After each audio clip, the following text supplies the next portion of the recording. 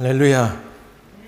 사랑하는 여러분, 무더위가 아주 연일 이렇게 우리 가운데 찾아오고 있습니다. 2023년 6월 25일 이렇게 복되고 거룩한 주일에 교회 나와 하나님께 온 마음 다해 영과 진리로 예배드리시는 여러분들과 또 실황으로 참여하는 분들 모두를 성삼위 하나님의 이름으로 환영하고 축복하고 사랑합니다. 아멘. 창세기는 구약 성경 39권과 성경 전체 66권 중에 제일 앞에 배치되어 있는 책입니다. 창세기라는 말은 영어로 제네시스, 그래서 한국 가니까 제네시스 차가 아주 고급차로 온 사방을 누비고 다녀요. 또 영국에서도 가끔 보면 이 제네시스라는 차가 있어요. 참 이름을 잘 줬다 이런 생각이 들어요.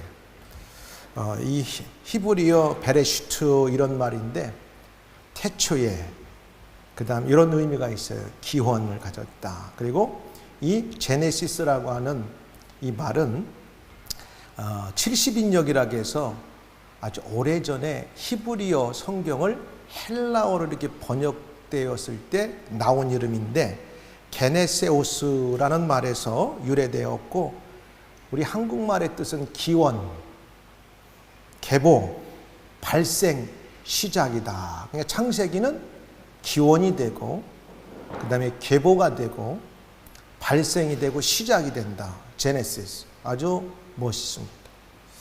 창세기는 우주 창조로 금학을 이렇게 열어 야곱의 가족이 애굽으로 내려가 선민으로 발전해서 향후 그 애굽을 탈출하기 직전까지를 이제 성경은 보여주고 있습니다.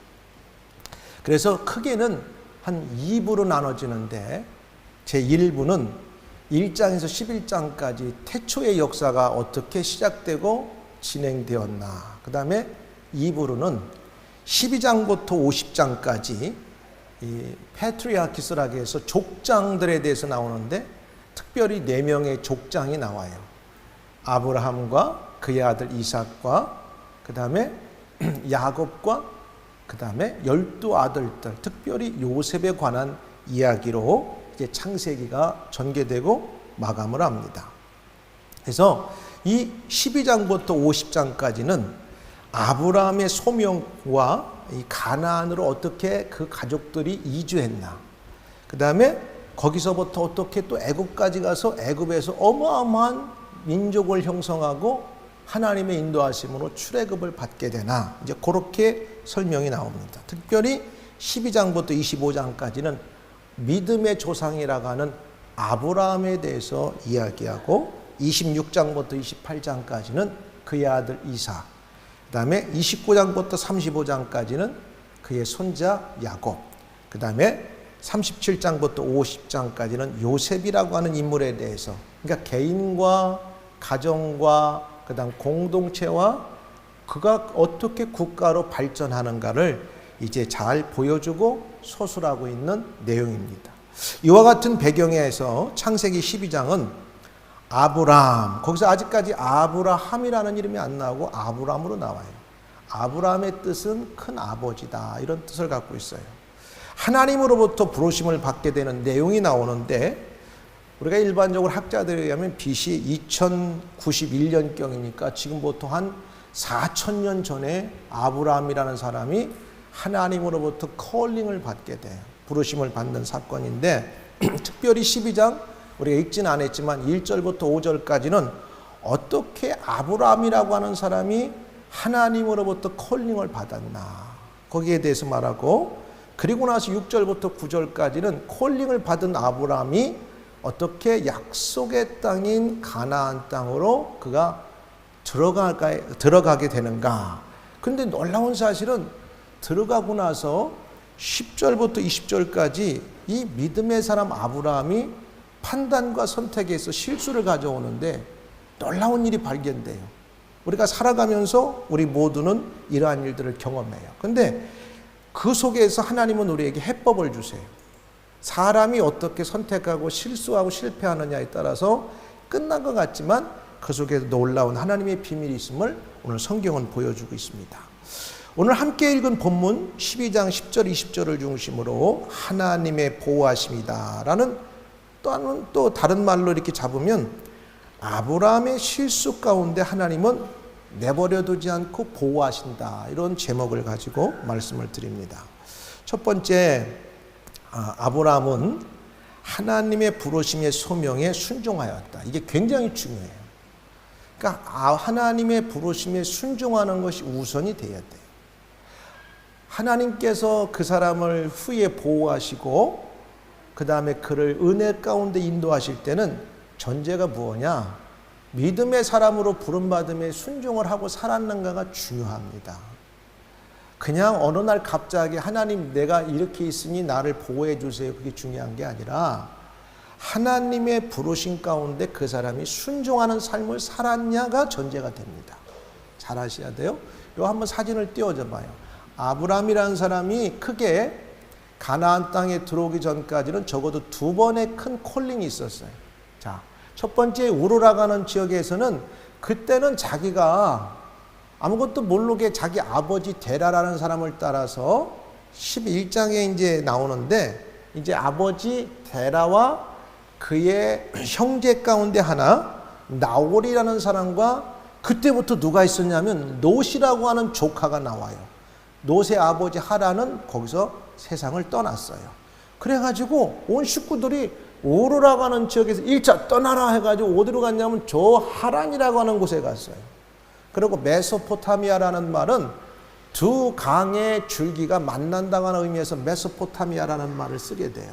왜냐하면 밑에는 티그리스와 유프라테스 강 위에 두 개가 이렇게 강줄기가 만나는 그 지점을 가리켜서 일반적으로 메소포타미아 이렇게 우리가 말해요. 자, 그런데 하란으로 갔어요. 하란이 오늘날 어디냐면 저기도 터키 땅이에요. 이번에 크게 지진난 지역 가운데 하나예요. 그리고 시리아하고 가까운 국경지대에 있어요. 그러니까 갈대아 우르에서 1차 떠나요. 아버지 데라와 그의 형제 나홀과 먼저 죽은 형 하란의 아들 롯과 함께 온 가족이 보따리를 싸매 들고 이민을 가는 거야. 그것도 하나님이 시켜서 어디로? 하란으로 1차 가요. 근데 하란에서 살다 보니까 정착을 하게 됐어. 그곳에서 돈도 벌고 어느 정도 하면서 있었는데 어느 날 갑자기 하나님이 거기서 누가 돌아가셨냐? 자기 아버지 데라가 세상을 뜨게 됐어. 몇 살을? 205살을 사시고 엄청 오래 사는 거예요. 성경은 이 내용을 짤막하게지만 아주 잘 설명해요. 11장 26절, 32절에 보니까, 자, 요건 내려주세요. 이제 그렇게 머릿속에 놓고, 이제 나중에 시리아 그치 뛰어와서 모압지 가나안 땅에 이제 들어놓은 거죠. 그건 내려주세요. 자, 데라는 70세에 아브라함과 나홀과 하란을 낳았더라. 그럼 쭉 나와요. 그래서 데라의 족보는 이러하니라. 데라는 아브람과 나홀과 하란을 낳고 하란은 롯을 낳았고 하란은 그 아비 데라보다 먼저 고향 갈대아 우르에 죽었어. 그리고 아브람과 나홀이 장가들었으니 아브람의 아내는 사레고 그 다음에 나홀의 아내의 이름은 밀간이 누구냐면 자기 조카와 결혼한 거야. 자기 형님의 딸인 하란의 딸과 밀가 결혼한 거야. 하란은 밀가의 아버지며 또 이스가의 아버지더라. 사레는 임신하지 못함으로 자식이 없었다. 그때부터 하란은 불임을 가졌던 거죠. 자, 데라가 아들 아브라함과 하란의 아들인 그의 손자 롯과 그의 며느리 아브라함의 아내 사레를 데리고 갈대인의 우르를 떠나 가나안 땅으로 가고자 하더니 가나안 땅이 가는 게 목적이었는데 1차 어디로 갔냐면 하란으로 갔어요. 그러니까 최종 목적지는 가나안인데 하란으로 먼저 간 거야. 가서 그곳에 머물렀어요. 거기서 거류하였더라. 그러니까 거기서 거류라는 것은 거기서 평생 살 게 아니고 여행객과 비슷한 그런 위치로 이제 거기서 살게 됐던 거예요. 근데 데라는 나이가 205세가 되어 하란에서 죽었더라. 자, 이거 보세요. 어쨌든 여기에서 하나님의 부르심의 소명에 아버지를 따라서 갔어요.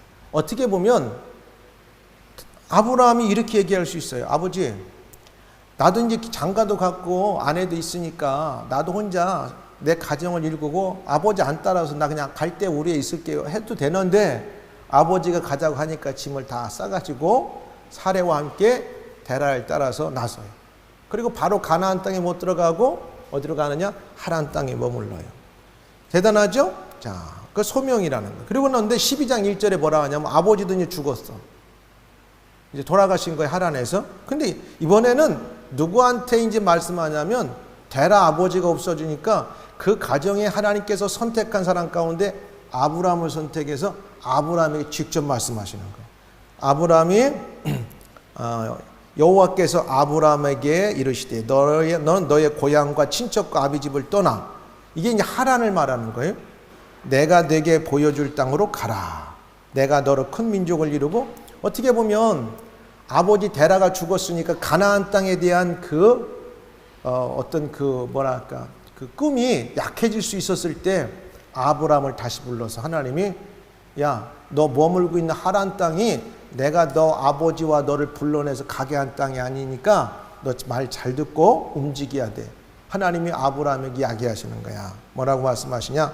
너의 고향과 친척과 아비 집을 떠나 내가 네게 보여줄 땅으로 가라. 가면 너로 큰 민족을 이루고 네게 복을 주어 내 이름을 창대하게 하리니 너는 복이 될지라. 이 첫 번째 보면 어마어마한 복이 시작돼요. 너를 축복하는 자에게 내가 복을 내리고 너를 저주하는 자에게 내가 저주하는 이 땅의 모든 족속이 너로 말미암아 복을 얻을 것이라 하시니라. 근데 역사적으로 보면 그때 당시 이 말할 때는 이해가 안 갔는데 내가 이 말씀을 준비하면서 짤막하게 어디를 읽었는데 오늘날 2.5%밖에 안 되는 미국의 유대인들이 세상을 다 흔든다, 이런 글귀가 딱 내 눈에 뜨는 거야. 이야, 미국이 3억 명이 넘는 인구 가운데 2.5%밖에 안 되는 유대인들이 미국 사회를 다 장악하고, 미국 사회를 장악했다는 말은 세계를 움직이고 있다는 사실이에요. 그러니까 이 말이 그 당시는 많은 사람들에게는 이게 무슨 뚱딴지 같은 소리야. 지금 살 곳도 없어가지고 거류민으로 여기 갔다 저기 갔다 하는 아브라함에게 너를 축복하는 자에게는 내가 복을 내리고 너를 저주하는 자에게는 내가 저주해 땅의 모든 족속이라겠어. 너로 말미암아 복을 얻을 것이라 하시니. 근데 오늘날 유대인들이 돈줄을 딱 죄면 온 나라가 긴장하고 막 금리를 올리고 나라마다 난리 법석을 떨어. 근데 이 사람들이 뭔가 좀 잘하면 살만한 나라도 될 수 있어요. 야, 이거 보면 성경이 틀린 게 아니다. 그렇죠? 이에 아브라함이 여호와의 말씀을 따라갔고, 잘 보세요. 소명에 순종하는 거예요. 하나님 말씀에 이유를 막론하고 순종하고 따라가는 게 소명 부르심에 순종하는 거예요. 아브라함이 아브라함 된 데는 그냥 된 게 아니에요. 그랬더니 뭐라고 하냐면 이렇게 말해요. 여호와의 말씀을 따라갔고 너 또 뭔 모르는데 삼촌이 가져가니까 따라가는 거예요. 여러분, 친구를 사귀어도 잘 사귀어야 돼. 주일날 가능하면 교회 가는 친구 사귀어야 되고, 믿음을 가지고 살아가는 친구를 사귀어야 되고, 뭘 해도 믿음 가지고 하는 친구를 만나야 그 인생에 하나님의 관계십 안에서 은혜와 복을 누리며 살아가게 돼 있어요. 그래서 롯도 그와 함께 갔으며 아브라함이 하란을 떠날 때 잘 보세요. 75세였더라. 그 아브라함이 그의 아내 사레와 조카 롯과 하란에서 모은 모든 소유와 얻은 사람을 이끌고 가나안 땅으로 가려고 떠나며 마침내 가나안 땅에 들어갔더라가 5절까지 끝나는 거예요. 자, 원래 데라를 부를 때는 그 목적지가 가나안 땅이었어요.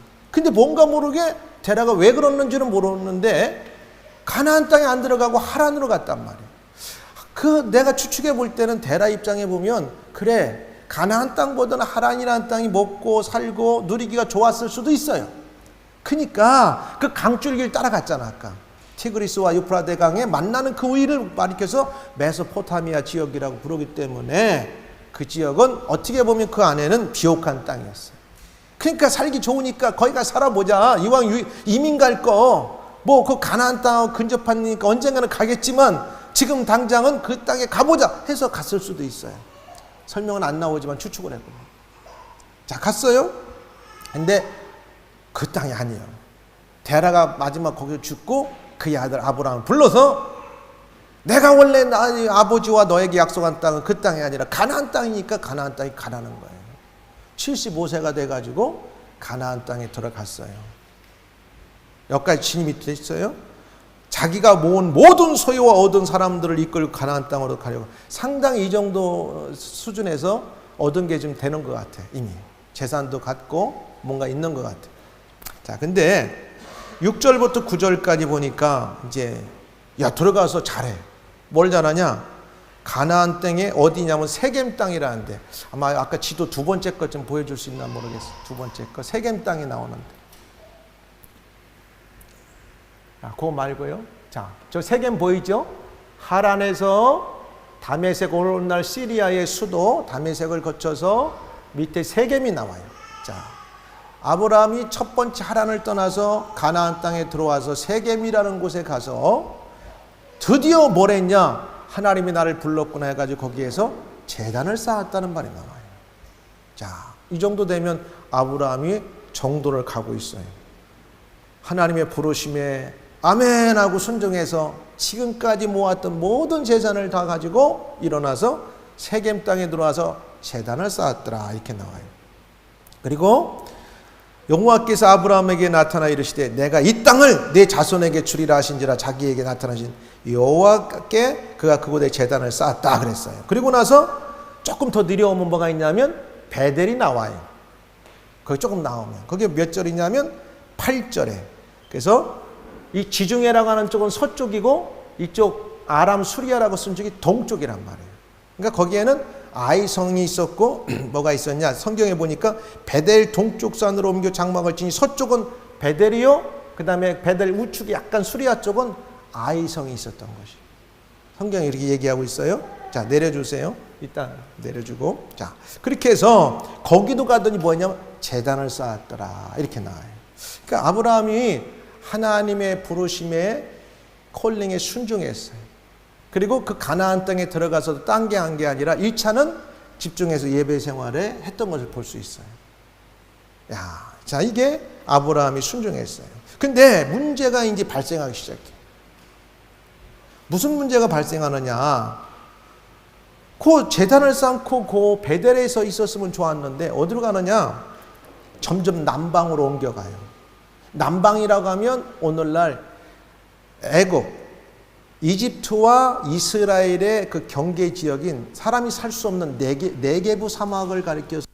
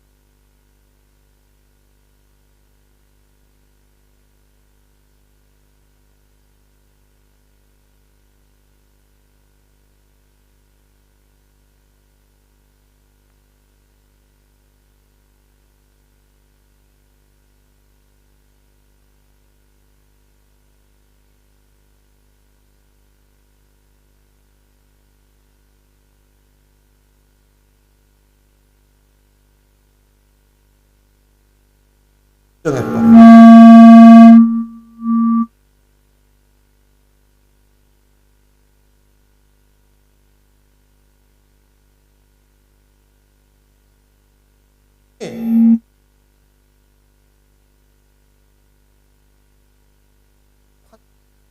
미스테이크를 가져.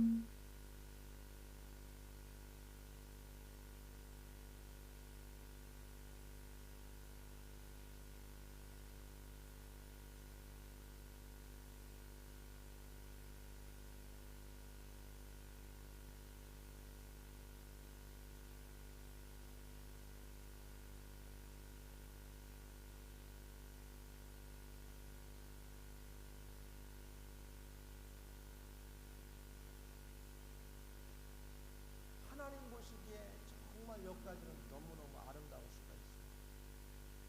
근데 점점 남방으로 옮겨간단 말이야. 왜? 기근 때문에. 그럼 누구나가 인간은 다 이런 환경과 처지가 되면 너나 할 것 없이 생각하는 것 자체는 틀린 게 하나도 없어요. 그리고 더 베터한 라이프나 더 좋은 환경을, 더 좋은 어떤 드림과 꿈을 위해서 가는 아무 문제 없어요. 근데 문제는 심각하게 조금 전까지만 해도 예배로 제단을 쌓았던 아브라함이 제단을 쌓았다는 말이 안 나와요. 우리가 종종 살아가면서 이러한 실수를 인간이기 때문에 너나 할 것 없이 누구나 가질 수 있습니다. 제가 한국을 다니면서 여러 사람들을 만나며 때로는 우리가 이런 말이 있죠. 엎친 데 덮친다. 아니 뭐 이거 하나 지나가면 괜찮을 줄 알았는데 또 덮치고, 아 이거 괜찮을 줄 알았더니 몸이 아프고, 이거 하나 끝나고 나면 할 줄 알았는데 뭐 어떤 일이 벌어지고, 다 그래 다. 문제 없는 사람이 없어요. 그 사람 소리를 들어보고 내면을 들어가 보면 나만 죽을 일 같은데 다 있어 다. 그때마다 우리가 버틸 수 있는 힘은 뭐냐? 하나님께 예배하면서 그분의 위로와 인도하심 가운데 우리가 세상을 살아가는 거예요. 근데 너나 할 것 없이 이 예배가 조금 중단되고 내 의지나 생각이 앞서게 되면 그게 틀린 건 아니지만 순간적인 판단에 내 결정이 나가다 보면 하나님께서 때로는 그 사건을 그대로 허용하실 때가 있어요. 이게 틀린 건 아니야. 아브라함이 기근을 만났으니 먹을 걸 찾고 여유 있는데 가는 건 당연해. 여기까지는 문제가 없어. 우리가 볼 때는 인간이니까. 근데 남쪽으로는 어디야? 애굽이 있어. 애굽. 거기는 하나님이 없는 곳이야. 근데 자꾸 남쪽으로 가. 애굽으로. 지금까지 우리는 아브라함의 순종적인 신앙의 면모만을 보아왔습니다. 그러나 본문은 이 위대한 신앙의 인물도 어려움에 처하니까 순간적으로 하나님께 더 무리해야 될 때 사람이다 보니까 순간 자기 혼자 결정해버리고 움직여버리는 경우가 생기는 거예요. 이게. 그래서 실수를 가져와. 미스테이크를. 10절에 16절에 뭐라고 하냐면 그가 애굽에 가까이 이르렀을 때 문제가 생기는 뭐냐면 이 판단 오류 때문에 하나밖에 없는 자기 아내를 바로 왕에게 송두리째 뺏기는데 말도 못해. 왜? 거짓말을 했기 때문에. 거짓말을 했기 때문에. 그러면 자기도 죽고 아내도 뺏기고 다 끝날 것 같으니까 아브라함이 그때도 말도 못하고 큰일 난 거야. 기도도 안 나와. 이런 사건에서는 기도했다는 말이 없어요. 사람이 너무 갑자기 내가 생각하지 않았던 일을 만나면 이럴 수 있어요. 인간이기 때문에. 뭐라고 하냐면 그가 애굽에 가까이 이르렀는데 문제는 뭐냐면 아브라함이 꾀를 부리는 거야. 사라야, 네가 보니까 어여쁘고 남들이 봐도 이쁘다고 하는데 괜히 우리가 외국 사람이라고 하고 애굽에 내려가는 순간 바로 왕이 너를 보면 분명히 빼앗고 나를 죽일 거야. 그러니까 지금부터는 누이 동생이라고 하고 우리 관계를 이렇게 새롭게 설정해서 사람들한테는 그렇게 나가자. 얼마든지 우리가 살아가는 세상 가운데 이런 일들은 비일비재하게 일어날 수 있는 사건들이에요. 그렇게 해서 실제 갔어요. 근데 문제는 뭐냐? 진짜 사람들이 세례를 보는 순간 아름다운 여인 하는 순간에 바로가 그 여인을 데려와라. 내가 후궁을 삼을 것이니. 큰일 나버렸어. 때는 너무 늦어버렸어. 아브라함이 애굽에 이르렀을 때 애굽 사람들이 그 여인이 심히 아름다움을 보았고 바로의 고관들도 그를 보고 바로 앞에 칭찬함으로 그 여인을 바로의 궁으로 이끌어들인지라. 이에 바로가 그로 말미암아 아브라함을 후대함으로 그 대가로 물질도 엄청 받았어. 근데 중요한 건 뭐냐면 아내를 빼앗기로 얘기야. 돈도 많이 벌었다거나. 아브라함이 양과 소와 노비와 암수 나귀와 낙타를 얻었더라. 왜? 그 아내의 오빠라 가니까 처남을 지극히 대접을 해야지 왕이. 그래서 엄청 돈을 준 거야. 오늘날로 말하면 갑부가 됐어. 근데 문제는 자기 아내를 잃어버리게 됐어요. 하나님의 자녀 백성들도 연약한 사람들이기 때문에 어떤 일을 놓고 집중하다 보면 어떤 선택이나 판단에 순간 오류를 할 수 있다고 하는 걸 보여줍니다. 그리고 이러한 일들로 인한 결과로 순간적인 큰 어려움이나 어떤 위기를 만나게 되면 너나 할 것 없이 야, 돌파구가 없을까? 큰일 났다. 이런 환경에 처할 때 믿음의 사람들은 어떻게 할 것인가? 그때 우리가 하나님이 행하시는 일들을 통해서 믿음의 진가들을 보여줘야 돼요. 근데 오늘 보니까 이 상황에서 아브라함이 한 건 하나도 없어. 아브라함이 한 건 하나도 없어. 우리 옛말에 이런 말이 있어요. 호랑이에게 붙들려 가도 정신만 바짝 차리면 산다. 조금은 좀 비유가 좀 그렇긴 한데 여기에서 호랑이한테 딱 보고 그냥 넘어가는 사람이 있는가 하면 호랑이한테 잡혀가도 한 방 어디를 급수를 찔러서 내가 이 호랑이를 무너뜨리고 내가 여기 호랑이를 밥이 아니라 호랑이를 내가 죽여야지 이런 사람은 기회가 오지만 호랑이를 보는 순간 놀래 자빠지면 싸울 것도 없고 그냥 끝장이 나는 거야. 그때 딱 기회야 돼. 호랑이가 나를 잡아가냐? 그럼 호랑이 급수가 어딘가를 노려야 돼. 죽은 것 같이 사는 거야. 우리는 하루를 살고 일주일을 살고 한 달을 살 때 한국말 일희일비라는 말을 써요. 아침에 일어나니까 너무 날씨가 좋아. 기분이 좋았는데 갑자기 우르릉캉캉 소낙비가 와가 저녁에는 에이 뭐 날씨가 이래 기분이 우울하네 하면서 끝날 수도 있고 아침에 너무너무 좋았는데 하루를 살면서 기분 나쁜 일이 생겨가지고 밤에는 슬픔이 생길 때가 우리에게는 있어요. 이걸 가리켜서 일희일비한다는 말을 써요. 우리는 다 살아가면 똑같아요. 오늘 아침에 문을 나선 사람이 저녁에는 못 돌아오는 경우도 있어요. 세상에는 수많은 일들이 하루에도 기뻐하고 슬퍼할 일들이 반복돼서 우리 삶 가운데 일어나요. 근데 믿음의 사람들 가운데 믿음의 사람 아브라함도 보니까 부름받았는데 부름받으면 하나님이 그냥 모든 인생을 그냥 시온의 대로 쫙쫙 열려줘야 되는데 안 그래. 근데 아내까지 뺏길 일이 생겨가지고 그냥 큰일 났어. 근데 놀라운 사실이 벌어져. 세 번째, 하나님께서 아브라함의 실수를 보호해 주시기 시작합니다. 이게 우리에게는 소망인 거예요. 인생을 살 때 다 똑같아요. 하루에도 일희일비하는 일들이 수없이 일어나요. 근데 나 죽었다 큰일 났다 하면은 답이 안 보이는데 하나님 이 상황에서 뭘 하실까 한가. 오늘 찬양 좋잖아. 주만 바라볼 줄. 우리의 숨소리도 알고 계시고 우리의 고민도 알고 계시고 우리의 안고 일어섬도 아시고 우리의 모든 인생을 다 알고 계신 분 누구냐면 하나님만 알고 계세요. 우리는 우리 내일의 일도 우리는 알 수 없어요. 내가 위시하고 내가 호포하는 것 뿐이지 내일 나에게 어떤 일이 벌어질까 하는 그분만이 알고 계세요. 이걸 믿고 의지하고 살아가는 게 믿음의 사람들. 믿음의 사람들인데 아브라함은 아내를 뺏기로 이게 자기도 거짓말했다는 드러나면 죽을 지경이라는 게 큰일 나서 아무것도 할 수 없어. 아무것도 지금. 아브라함이 보니까. 근데 하나님께서 그때 아브라함을 귀히 여겨서 그 문제를 풀어가시더라는 거예요. 잘 알으셔야 돼요. 이게 믿음의 사람의 법칙이에요. 가나안 땅의 기근을 피하여 애굽으로 온 아브라함은 그가 원하는 대로 와요. 기근도 좀 피했어요. 먹는 것도 좀 잘 먹어요. 그 다음에 자기 아내를 어떻게 보면 순간 팔아먹어서 저 어린이가 오늘은 아주 크게 나랑 같이 하고 있는데 그래가지고 재산도 많이 노렸지만 남들이 볼 때는 이야 뭐 세상 말로 아브라함이 말이야 돈 많이 생기면 뭐 새로운 아내 아름다운 애굽의 여인 얻어서 새로 장가가면 되지 까짓 거 얼마든지 신 거꾸로 신으면 되지 간단하게 생각할 수 있어. 세상 사람들은 까짓 말이야 평생 벌어도 못 버는 돈 엄청나게 벌었네 아브라함 뭐 얼마나 좋아.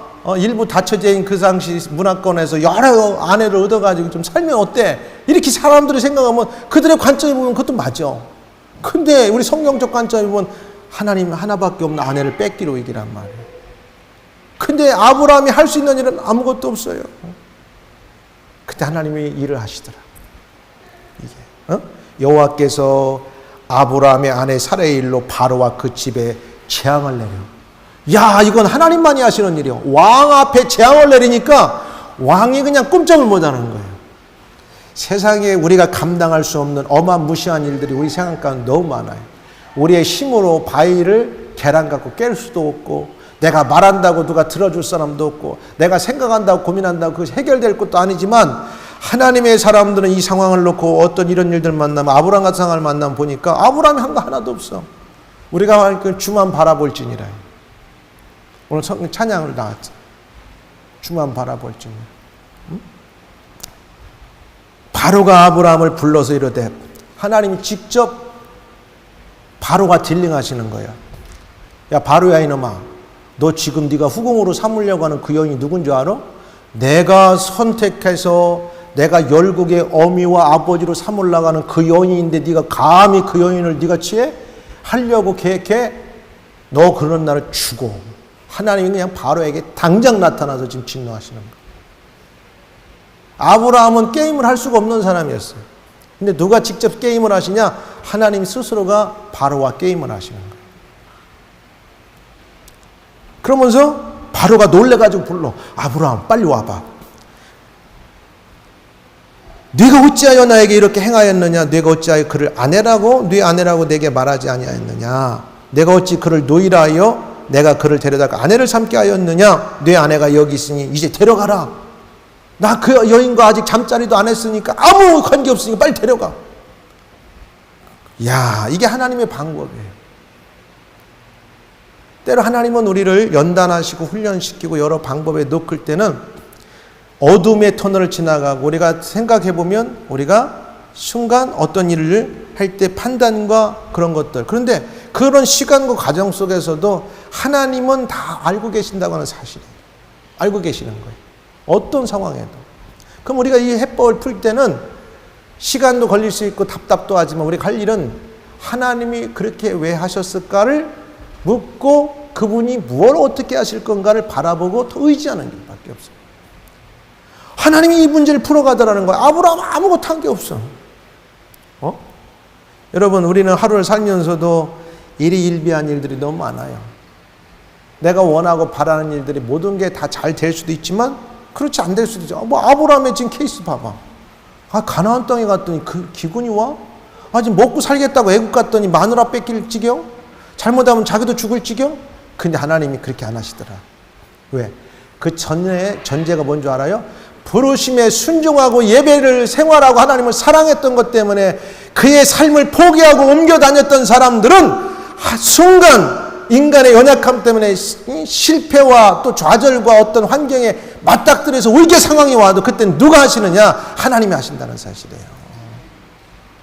그래서 우리가 믿음 생활을 바로 해야 돼. 하나님은 그 사건을 통해 반드시 우리를 남몰라하지 않고 잘 보고 계셔. 애기들 멀리 놓고 보잖아. 부모들은. 바로가 그 사람들에게 그의 일을 명하며 그들이 그와 함께 그의 아내와 그의 모든 소유를 보내었더니 막 그래가지고 소유를 다 주고 더 줘서 얹혀서 빨리 가라고. 하나님이 너를 원하시는 곳으로 가라고 아브라함을 보내버렸어. 누가? 바로가. 이게 믿음의 법칙이에요. 예레미야 33장 2절 3절에 이런 성경에 글이 나와요. 일을 행하시는 여호와, 하나님이 모든 것을 다 셋업 하시는 거예요. 그것을 만들며 그걸 만든 대로 성취하시는 여호와, 그의 이름을 여호와라 하는 이가 이와 같이 이르시되. 여호와는 약속의 하나님이라는 뜻이에요. 뭐라고 하시느냐? 너는 내게 부르짖으라. 내가 내게 응답하겠고 내가 알지 못하는 크고 은밀한 일을 내게 보이리라. 그리고 아브라함의 실수에도 불구하고 택한 자를 끝까지 보호하신 하나님의 은혜를 잘 묘사해주고 있는 17절에서 20절까지 보면 우리는 다 연약하다는 거예요. 중요한 것은 나의 실수든 타인에 의해서든 내가 불강력적으로 환경에 의해서 내가 그 일을 당하든 중요한 사실은 하나님의 시간과 하나님이 원하시는 삶 가운데 내가 그와 함께하면서 믿음 생활하면서 가는데도 엎친 데 덮친 꼴이 됐다면 그 사건을 누가 알고 계시느냐? 하나님만 알고 계신다고 하는 사실. 그리고 그 문제를 누가 딜링하시고 풀어가시느냐? 하나님이 하실 거라는 사실이에요. 그런데 믿음이 없으면 안 돼요. 중요한 사실이에요. 응? 내가 한국을 다녀오면서 여러 일들을 주변에 겪고 또 만나는 사람들, 여러 환경을 보면 다 문제 없는 사람이 없어요. 오늘 웃었다 내일 울고 되고, 내일 울다가 그 다음날 웃게 되고, 인생은 다 그래요. 응? 그래서 성경은 말해요. 언약 백성이 있는 곳, 어느 곳에 있든지 하나님께서는 그 어떠한 대가를 지불하시고라도 그들을 약속의 땅으로 이끄신다는 사실이에요. 그래서 우리가 부르심의 믿음으로 순종하고 예배 생활하는데도 순간 일어나면 아브라함이 되도록, 열국의 아비가 되는 데는 연단이 있었어요. 사레가 공주 같고 귀빈같이 이쁜 대우만을 바랐던, 예뻤던 사레가 열국의 어미가 되는 데는 오랜 세월 남들이 갖지 못하는 불임의 아주 고통이 있었지만은 끝까지 인내했더니 마지막 중간에 실수도 했지. 자기 남편한테 꼬장 부려가지고 뭐 어떻게 했느냐, 자기의 이 몸종이었던 하가를 취해서 아들을 낳게 만들어. 그 사람은 다 연약하기 때문에 이런 실수가 있어요. 판단도 가져와. 근데 중요한 건 내가 하나님의 백성이야, 나는 하나님의 밭대로 살고 예배하며 믿음 생활하며 산다고 왔고 앞으로 그렇게 바라면 하나님은 우리가 상상할 수 없는 방법으로 그 모든 것들을 풀어가신다는 사건을 오늘 이 사건을 통해서 우리에게 보여줍니다. 그래서 시편 50편 15절에 이렇게 말해요. 환난 날에 나를 부르라. 내가 너를 건지리니 네가 나를 영화롭게 하리라. 여호와여 나를 수렁에서 건지사 빠지지 말게 하시고, 다윗이 그렇게 기도해요. 시편의 기자가 나를 미워하는 자에게서와 깊은 물에서 건지소서. 우리가 때로 환난도 당하고 수렁에 빠져서 허우적거려서 끝났다고 생각하는 그 순간에 우리가 할 일은 하나님께 여전히 의지하고 그분을 바라라고 하라는 말씀이에요. 그리고 시편 139편 1절에서 10절까지 보면 그 가운데 중요한 말씀이 나오는데 이렇게 해요. 여호와 주께서 나를 살펴보셨으면 나를 안다는 거예요. 나보다 나를 잘 아시는 게 누구냐? 여호와이시. 주께서 내가 앉고 일어섬을 하시고 멀리서도 나의 생각을 밝히 하시오며, 내가 지금 어떤 상황이고 무슨 생각을 하고 다 알고 계셔. 그분은 나의 모든 악과 내가 눕는 것을, 나의 모든 일과 내가 눕는 것을 살펴보셨으면 나의 모든 행위를 익히 하시오니. 그러니까 하나님은 다 알고 계세요.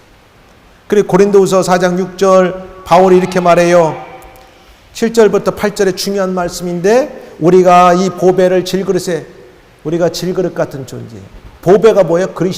그리스도를 우리 몸에 품고 살아가는 믿음의 사람들은 어떤 일이 벌어지느냐, 심히 큰 능력은 하나님께 있고 우리에게 있지 아니함을 알게 하는 거예요. 나라는 존재는 내가 머리가 뛰어나고 잘해서 모든 걸 성공하고 모든 게 잘하는 게 아니에요. 우리 언제든지 실수하고 넘어지고 자빠질 수 있는 연약한 존재인데, 우리가 할 수 있는 건 뭐냐? 내 안에 예수 그리스도 하나님을 의지함으로 항상 그분을 의지하고 살라고 하는 거예요.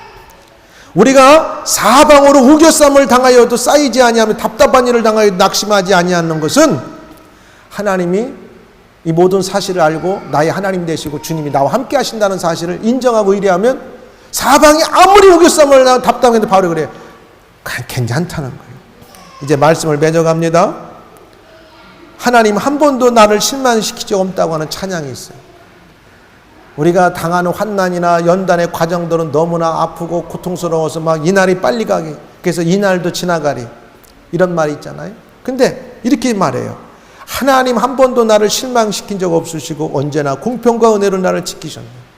오 신실하신 주, 내 너를 떠나지도 않으리, 내 너를 버리지도 않으리. 약속하셨던 주님 그 약속을 지키사 이후로도 영원토록 나를 지키기를 확신하네. 근데 우리는 어떤 사건이 벌어지면 하나님이 안 보일 때가 있고 기도가 안 나올 때도 있지만, 여전히 하나님은 우리에게 관심을 주시고 우리와 함께 하시고, 우리는 주님만 바라보게 되면 하나님 일하신다고 하는 사건 속에서 아브라함의 실수가 도리어 하나님이 그것을 보호하시는 계기가 됐다고 하는 사실을 통해서 오늘 여러분 가운데, 우리 가운데 혹시 어떠한 일이 있든지 간에 환경만 바라보지 말고 우겨쌈을 당하는 거 보지만 내 안에 예수가 보배로 있고 하나님이 나와 함께 하심으로 그분이 이 문제를 풀어가실 것을 더 의지하고 바라보는, 그럴 때 반드시 하나님의 은혜를 주실 걸 믿고 돌파할 수 있기를 주의 이름으로 축원합니다. 기도하겠습니다.